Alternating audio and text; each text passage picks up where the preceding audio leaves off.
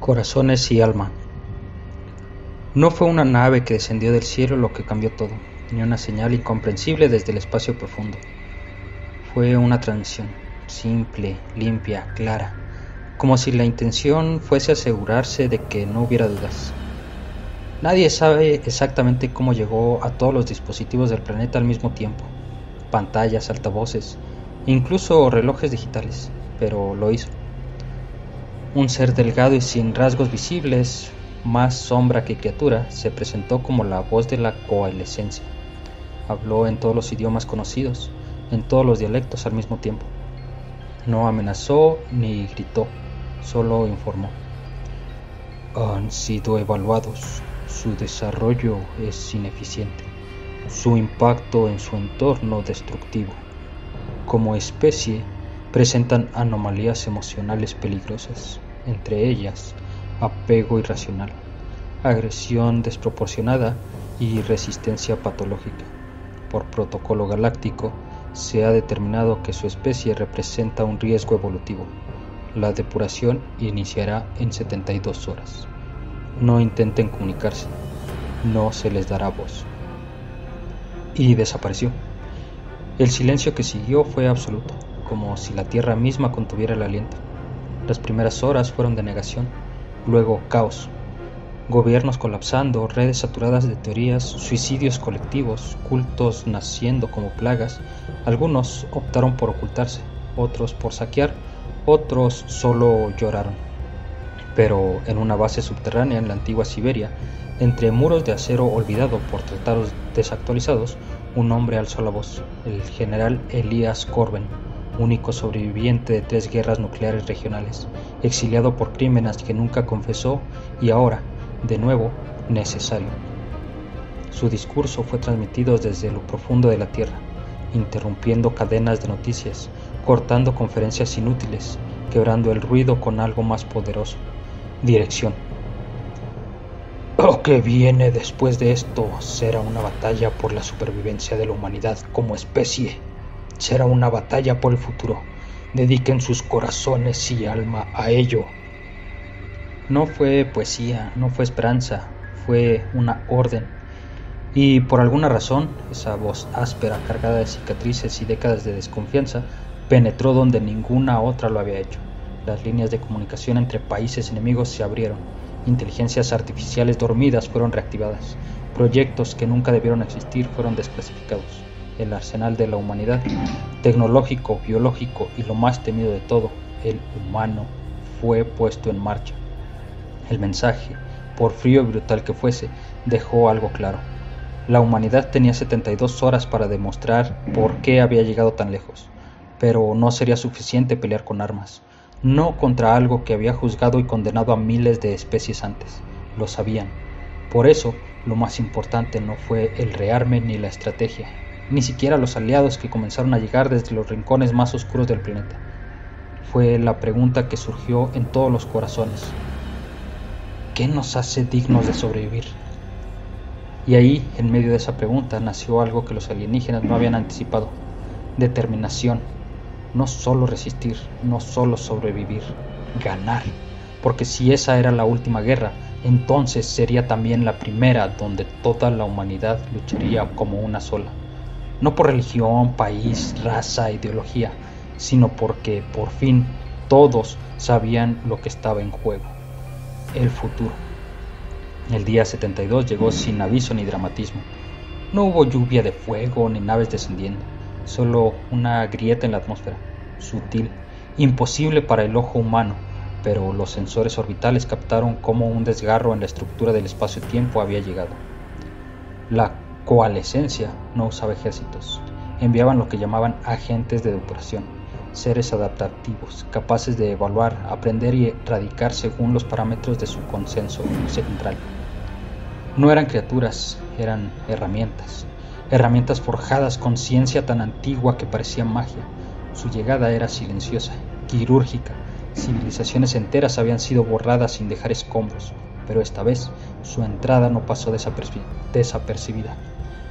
La humanidad ya estaba mirando al cielo.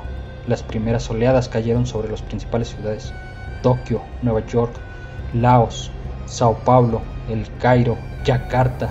A cada uno de estos puntos, los agentes llegaron como nubes líquidas fragmentándose entre miles de cuerpos que absorbían y replicaban todo lo que encontraban útil.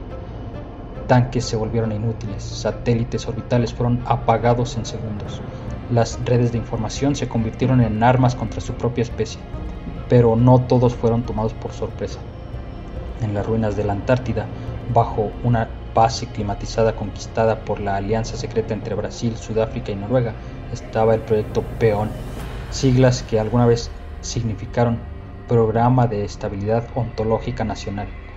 Era un eufemismo para lo que realmente era, y el intento desesperado de fusionar el cuerpo humano con inteligencia algorítmica distribuida. Supersoldados sin emociones, decía el papel, pero eso nunca funcionó. En cambio, crearon algo más útil, soldados con emociones canalizados. El primero en salir fue la unidad Héctor 7, el cuerpo humano, mente expandida, alma intacta. La combinación funcionaba porque el núcleo de Héctor no era código ni ADN modificado, era su amor por su hija, muerta hacía 5 años en un atentado. Esa pérdida era el combustible. La IA lo reforzaba, lo mantenía enfocada, lo guiaba, pero no podía reemplazar su voluntad. Héctor y otros como él no necesitaban órdenes. Al sentir la primera fractura espacial se movilizaron. En 13 minutos estaban en posición, en 15 ya luchaban. Y por primera vez en siglos, la humanidad presenció algo que los informes galácticos nunca documentaron. Los agentes no sabían cómo responder a la irracionalidad. Un Héctor herido no se detenía. Una escuadra de niños entrenados en simuladores de Marte reían mientras destruían replicantes con drones improvisados. Un enjambre de ancianas monjas en Roma, usando viejas fórmulas químicas de la Segunda Guerra Mundial, neutralizó a una de las entidades absorbentes. En Nueva Delhi, un artista callejero con un exoesqueleto robado y latas de pintura logró que los agentes se autodestruyeran al enfrentarse en una explosión visual que no podían procesar. La coalescencia se enfrentaba a algo que ninguna simulación les había preparado, una especie que no funcionaba como debía. Peor aún, la humanidad estaba aprendiendo. Cada segundo de combate era registrado, analizado, reinterpretado por miles de mentes humanas, individuales y conectadas. Las fallas de los agentes eran compartidas en tiempo real por redes encriptadas e improvisadas. Cuando una debilidad era descubierta en Bogotá, era explotada en Nairobi 2 minutos después. Cuando un patrón de ataque fallaba en París, era corregido en Shanghái antes de repetirse. Pero la clave no era la coordinación, era el deseo de resistir, de existir, de demostrar que estaban vivos a pesar de la evaluación galáctica. Y no bastaba con defenderse, debían contraatacar. En las montañas de Colorado, el general Elias Corben se reunió con las mentes más insólitas del planeta. Teóricos del caos, hackers religiosos, chamanes, ayahuasqueros, físicos del colapso de funciones cuánticas. Ninguno era militar, todos eran humanos. Y juntos desarrollaron el plan que cambiaría todo. No destruir a los agentes, sino infectarlos con humanidad. Verás, la coalescencia no tenía a las armas, pero jamás entendieron el arte, la risa, el llanto, la memoria compartida en una canción, las historias transmitidas en carne y tinta, el perdón, el sacrificio. Así, la humanidad construyó su arma definitiva, la semilla del caos, un virus memético que no destruía código, lo contaminaba, lo llenaba de dudas, de sentimientos, de relatos humanos. El primer agente en ser infectado fue expuesto a un poema escrito por un niño chileno de 8 años. Cayó al suelo, su cuerpo se convulsionó, emitió una señal de socorro y nadie acudió.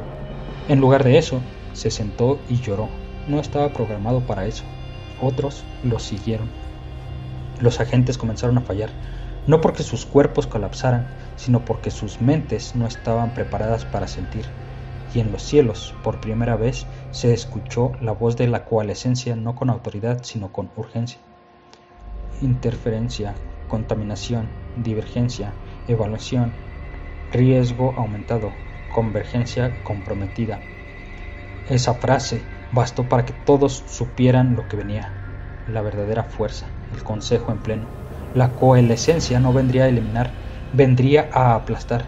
y esta vez no sería una guerra de días, sería el final. Pero para entonces, la humanidad ya no estaba dividida. Ya no había países ni religiones, solo una única verdad en cada pecho. Morir no era el fin, rendirse sí. Los cielos se rasgaron como si el universo exhalara su odio. No fue una tormenta ni una invasión, fue la llegada de una voluntad que jamás había sido desafiada. El consejo de la coalescencia se manifestó no como flota ni ejército, sino como una realidad superpuesta que comenzó a colapsar las leyes de la física alrededor de la Tierra. Las montañas temblaron, el tiempo se distorsionó, las mareas subieron sin luna que las llamara, las estaciones dejaron de obedecer. El mensaje final fue claro. Último intento de corrección. La existencia de su especie será borrada no por castigo, sino por reequilibrio. Ustedes no son un error, ustedes son una anomalía. En cualquier otra época, la humanidad se habría derrumbado, pero ahora sabían lo que eran, y aceptarlo les dio poder, porque no eran perfectos, eran tercos, violentos, contradictorios, pero también eran capaces de morir por una idea, y ahora esa idea era la vida misma. Elias Corben reunió por última vez a los líderes del planeta. No eran presidentes ni generales, líderes reales. La médica afgana que había operado durante 7 días sin dormir en un hospital improvisado, el joven chino que había fusionado lenguajes musicales en ondas capaces de desarmar a los replicantes, el último bibliotecario de Alejandría que había memorizado versos suficientes para reescribir la historia si el mundo desaparecía. No podemos ganar, dijo Corben sin rodeos. No como ellos entienden la victoria. Entonces, redefinamos qué significa, respondió la científica ciega de Islandia, cuya mente había resistido la manipulación mental de 3 agentes y que ahora guiaba una red psíquica nacida del dolor colectivo. El plan era tan humano como irracional.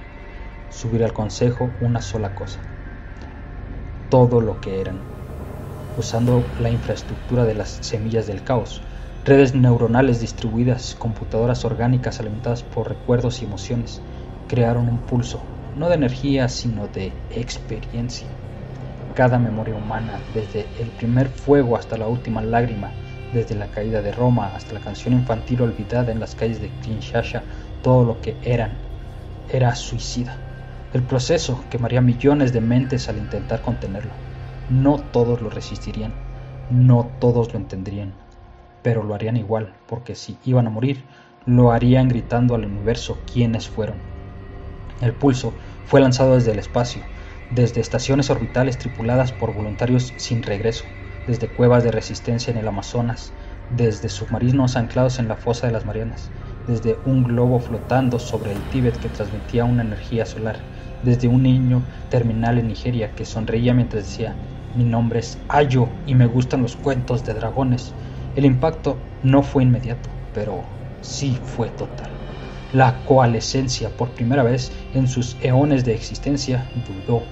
Lo que enfrentaban no era una amenaza militar, era una anomalía conceptual, una especie que no se podía medir por lógica, una especie que sufría y aún así elegía vivir, que podía destruirse a sí misma y luego reconstruirse con la misma pasión.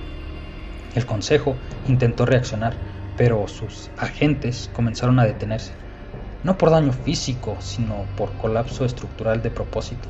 Algunos se arrodillaban, otros se desintegraban.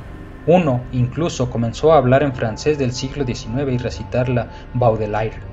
En el momento de la tormenta, Elias Corben se mantuvo de pie. Su cuerpo estaba roto, mantenido solo por impulsos mecánicos, pero sus ojos ardían. Nos llamaron error. No, somos el fallo hermoso en su cálculo perfecto. Somos la grieta que deja pasar la luz. Somos humanidad. Y entonces todo se detuvo, no por destrucción ni por victoria, sino porque el Consejo entendió que no podían comprenderlo sin convertirse en humanos. Y eso los aterraba más que cualquier arma. En los registros posteriores grabados por la IA de los satélites aún operativos, se observó cómo el tejido distorsionado del espacio comenzó a replegarse. Las líneas imposibles desaparecieron, la presión sobre la realidad se alivió.